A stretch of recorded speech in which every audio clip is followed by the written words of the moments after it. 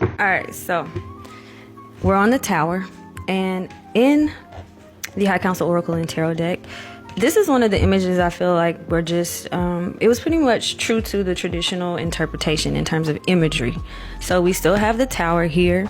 There's more, I would say, of an explosion at the top of this tower card where it's been hit by lightning, and you can see the fire.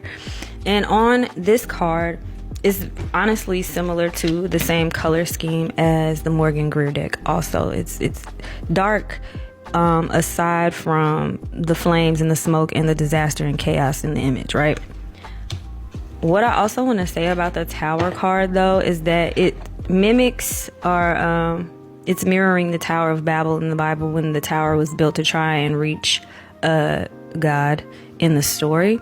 And I feel like there's also a theme here to remember that in order to reach the divinity, it's an inside-out process, not an outside-in process. I do feel like that's a part of the lesson of the Tower card, and it's probably why the chaos that can show up to sweep in or is being brought to the attention of the person receiving the reading is to kind of re-examine how you've been going after that, or how you've been trying to achieve that. It may be from, you may be trying to reach heights from external means that need internal means instead.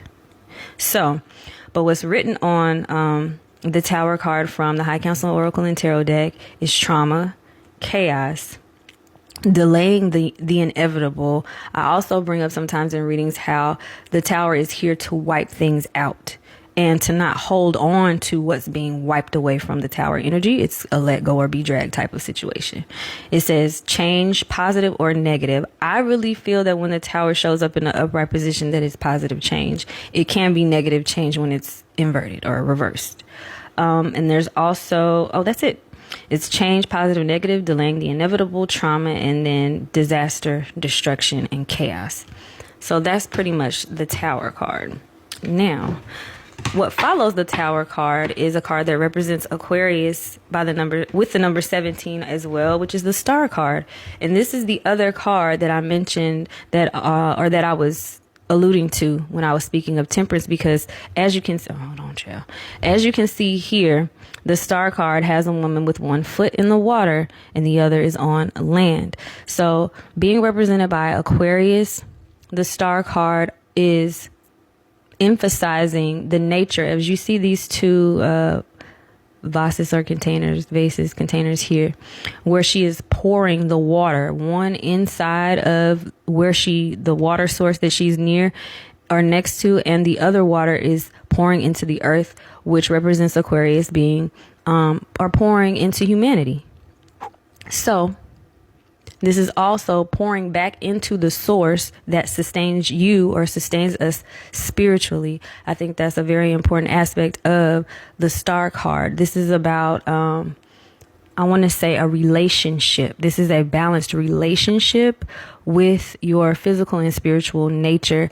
And it following the Tower lets you know that chaos is not necessarily a bad thing, especially if it's reconnecting you to that inner relationship to reach those levels that you thought you were going to reach externally through building this tower before it was struck down.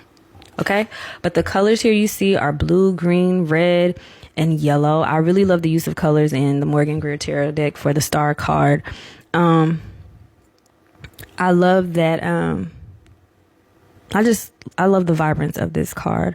I do also want to say that Aquarius energy being also a sign of innovation is also really a sign of remembrance here. When it's represented with the Star card, you're remembering something about yourself at its core, at your core and at your essence. When the Star card shows up, a lot of times it's being interpreted as you being the star of story I'll always tell.